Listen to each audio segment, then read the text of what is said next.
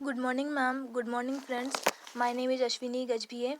I am final year student of mechanical branch and I am presenting my micro project in individual presentation of each and every units. So, first slide shows welcome slides. Then this is a logo of our GPG. Also, this name of our Government Polytechnic Gondia Institute. Then next slide shows introduction slide, that is subject, topic, name of student, enrollment number and guided by, then all that. Third third slide shows content, means topic of every units. Now shall I beginning? First topic of first unit is concept of stress and strain. So what is stress? When an external force applied on an body or component, some internal forces are set up in the body which resist the external force is known as stress. जब किसी body पर या component पर external force apply करते हैं तो कुछ internal force body में सेटअप होते हैं जो एक्सटर्नल फोर्स पर रेसिस्ट होते हैं, उसे स्ट्रेस कहते हैं. स्ट्रेस का फॉर्मूला है stress is equal to force by area. और ये फिगर स्ट्रेस की है जो शो करती है एक्सटर्नल फोर्स अप्लाई करती है. Now next slide is types of stress. First is tensile stress, second is compressive stress. Tensile stress, the force per unit area induced in the body in response to externally applied force, which tend to elongate or stretch the body, is known as tensile stress. Externally लगाए गए force के response से body में force per unit area induce होता है जो body को elongate और स्ट्रेचेबल करता है, उसे टेंसाइल स्ट्रेस कहते हैं. उसका फॉर्मूला है resisting force by cross sectional area. Compressive stress मतलब the stress result from the shortening in one dimension of an elastic body due to oppositely directed collinear force tending to crush it. Compressive stress मतलब जब एक elastic body के एक dimension में छोटे से stress के कारण इलास्टिक बॉडी अपोजिट डायरेक्शन में कोलिनियर फोर्स अप्लाई करती है, उसे कॉम्प्रेसिव स्ट्रेस कहते हैं. उसका फॉर्मूला है force by cross sectional area. Then third is bending stress. When a body or mechanical component is subjected to bending movement, then upper fiber shortened due to compression and lower elongated due to tension, the stress induced in it is known as bending stress. Bending stress मतलब जब एक body या mechanical component bending movement से जुड़ा होता है तब अपर fibre short होने के कारण कॉम्प्रेसिव और टेंशन बढ़ जाता है, उसे बेंडिंग स्ट्रेस कहते हैं. उसका फॉर्मूला है M by I is equal to sigma by Y is equal to E by R. और ये तीनों डायग्राम शो करते हैं टेंसाइल स्ट्रेस, कॉम्प्रेसिव स्ट्रेस और बेंडिंग स्ट्रेस से. Then next is shear stress.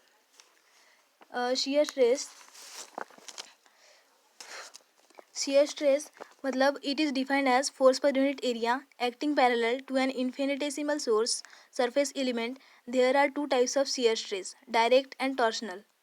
Shear stress इसे हम फोर्स पर यूनिट एरिया से डिनोट कर सकते हैं. ये सरफेस एलिमेंट में पैरेलल और इन्फिनिटेसिमल से एक्ट करता है. इसके भी दो टाइप होते हैं, टॉर्शनल और डायरेक्ट. इसका फॉर्मूला है shear stress is equal to force by area. और ये फिगर है टॉर्शनल स्ट्रेस, कॉम्प्रेशनल स्ट्रेस और शियर स्ट्रेस की. फिर नेक्स्ट है बियरिंग स्ट्रेस और crushing stress. Bearing stress is contact pressure between the separate bodies. It differs from compressive stress and it is an internal stress caused by compressive stress. Then compressive stress acting on the contact area between two components having number of relative motion between them is known as crushing stress. Crushing stress मतलब bearing stress separate body के बीच pressure contact करता है. ये compressive stress से अलग है क्योंकि ये इंटरनल स्ट्रेस है जो कॉम्प्रेसिव स्ट्रेस के कारण होता है. देन कॉम्प्रेसिव स्ट्रेस एक्ट होता है दो कंपोनेंट के बीच के एरिया से, उनके बीच के रिलेटिव मोशन को क्रशिंग स्ट्रेस कहते हैं. Then also this formula shows and diagram also shows. Next slide है strain concept. Amount of deformation experience by the body in the direction of force applied divided by initial dimension of the body. Body की deformation experience से applied force की direction initial dimension में divide होती है. Just like this diagram shows vertical line is stress shows and horizontal line is strain shows. So point O to A is a proportional limit, and A to B is elastic limit. uh, B to B to C is a lower yield stress point, and C to D is a ultimate stress point, and D to E is known as breaking or rupture point. Then next is numerical numerical of a stress strain concept. Then also next slide, design of quarter and knuckle joint. Design of quarter and knuckle joint is the second unit of topic. Second unit is design of quarter joint and knuckle joint. Quarter joint. A quarter joint is a flag wedge shaped piece of steel. A quarter joint is a temporarily fastening and using to connect rigidly two coaxial rods or bars which are subjected to tensile or compressive stress. Quarter joint steel का flag veg shape piece है. Cotter joint temporary fastening है और coaxial rod को जोड़ने के लिए use होता है, जो टेंसाइल और दो कॉम्प्रेसिव फोर्सेस से जुड़ा होता है. Next is type of cotter joint, socket and spigot joint. Socket and spigot joint. In a socket and spigot joint, one end of the rod is provided with a socket type of end, and the other end of the rod is inserted into a socket. The end of the rod which goes into a socket is also called spigot. A rectangular hole is made in the socket and spigot. Socket और स्पिगॉट joint एक और type के साथ provide किया जाता है और rod के दूसरे छोर को सॉकेट में डाला जाता है, जिसे स्पिगॉट भी कहा जाता है. एक रेक्टेंगुलर होल सॉकेट और स्पिगॉट में बनाया गया है, और ये डायग्राम शो कर रहा है. Next is sleeve and quarter joint. Sleeve and quarter joint is a type of joint used to typically connect two similar coaxial cylinder rods. It contain a sleeve and two wedge shape tapered quarters. Appropriate slots are cut in the sleeve, and in the cylindrical rod the quarter are assembled in. Sleeve and quarter joint में sleeve and quarter joint एक प्रकार का जोड़ होता है जिसका use आमतौर पर दो इक्वल सिलेंडर शेप को जोड़ने के लिए किया जाता है, जिसमें एक स्लीव होता है और दो वेज शेप टाइप का पतला क्वार्टर होता है. स्लॉट को स्लीव में काट दिया जाता है और सिलेंड्रिकल में क्वार्टर को इकट्ठा किया जाता है. Next is application of cotter joint. ये एप्लीकेशन ऑफ क्वार्टर जॉइंट है. Cylindrical pedal sprocket wheel, connection of the piston rod with the crosshead, connection of a valve rod to its stem, joining of tail rod with piston rod of wet air pump, steam engine connecting rod, strop ends. और ये दो diagram है. ये first diagram है cotter joint की और second diagram है sleeve cotter joint की. Then next is failure of cotter joint. ये फेल्यूर क्वार्टर जॉइंट के फॉर्मूले हैं जो फेल्यूर ऑफ क्वार्टर जॉइंट के लिए यूज़ होते हैं. ये नेक्स्ट स्लाइड है नकल जॉइंट. नकल जॉइंट मतलब अ नकल जॉइंट और fork joint in use to connect two rods और bar which are subjected under the action of tensile load when a small amount of flexibility और angular movement is necessary. Knuckle joint और fork joint को जोड़ने के लिए use किया जाने वाला अंगूठी का जोड़, जिसे हम काटा जोड़ भी कहते हैं, जो टेंसाइल लोड के अंडर वर्क करता है. एंगुलर मूवमेंट के लिए स्मॉल अमाउंट में फ्लेक्सिबिलिटी इंपॉर्टेंट होती है. The assembly of the knuckle joint consist of three major component: single eye end, double eye end knuckle pin. The single eye end is formed at the one end of the rod and double eye is formed at the other end of the rod. The single fit into fork or double eye. Both the parts are connected by a pin inserted through eye. Single I one in rod form करती है और double आई दूसरे rod पर form करती है. जो single I double dose के लिए होता है, दोनों पार्ट्स आई के थ्रू पिन से जुड़े होते हैं.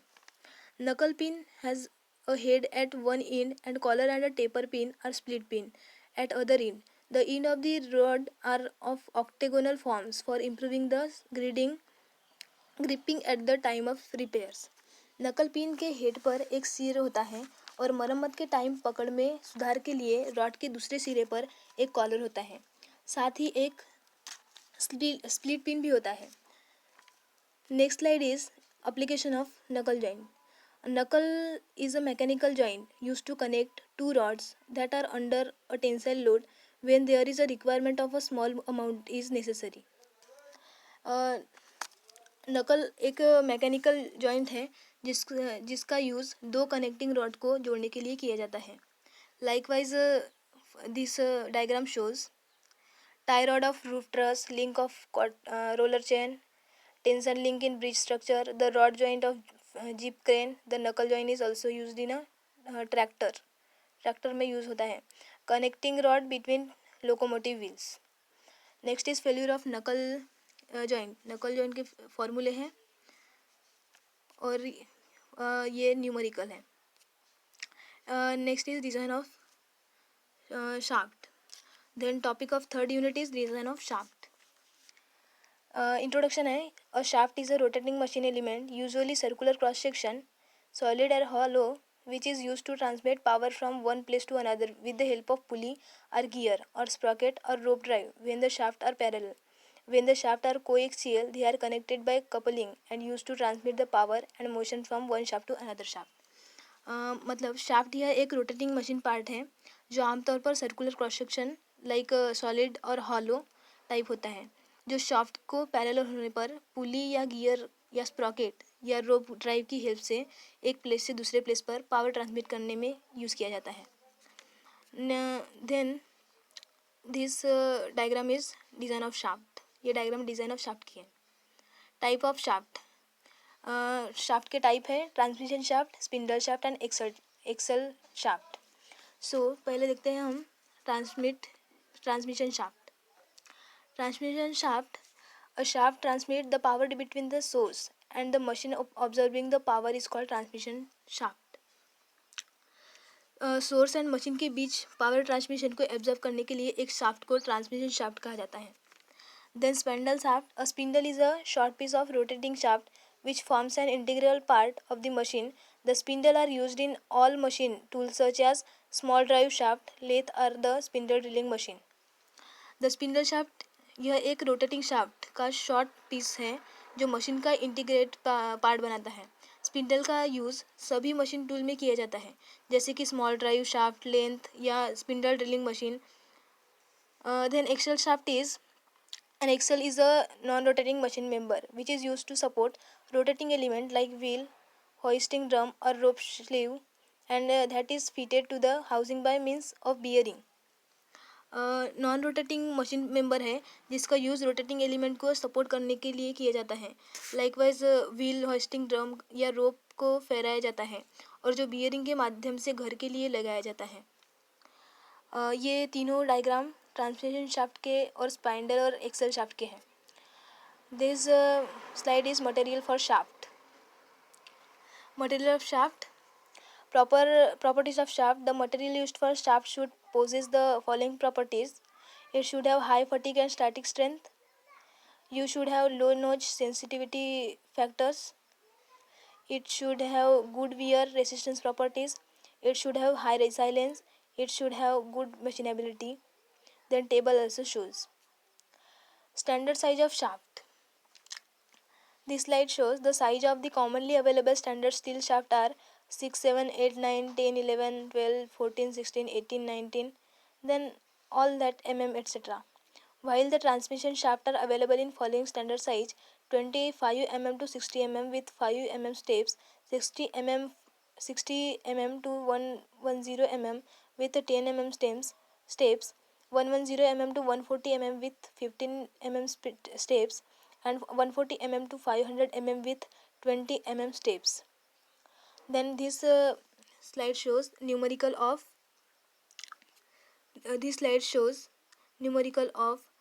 shaft. The next is design of screw jack. Fourth unit of this is the fourth unit topic, leaf spring.